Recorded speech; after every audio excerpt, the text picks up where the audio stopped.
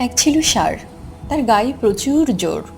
ইচ্ছে মতো সে বনে বাদারে ঘুরে বেড়াতো। সেই বনে থাকতো এক সিংহ। সে একদিন ষাঁড়টাকে দূর থেকে দেখে আক্রমণ করলো। তখন ষাঁড়টা প্রাণ ভয়ে ছুটে পালাতে লাগলো।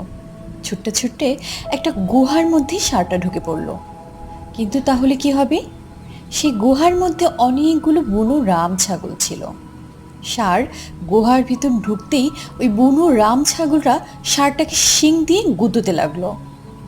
ষাঁড় তখন বাধ্য হয়ে বলল, তোমরা যেন মনে করো না, তোমাদের ভয়ে আমি তোমাদের শিংয়ের গুঁতো সহ্য করছি। আসলে একটা বিরাট সিংহ গুহার বাইরে দাঁড়িয়ে আছে আমাকে ধরবে বলে। সে যে কোনো মুহূর্তে গুহার ভিতর ঢুকে পড়তে পারে।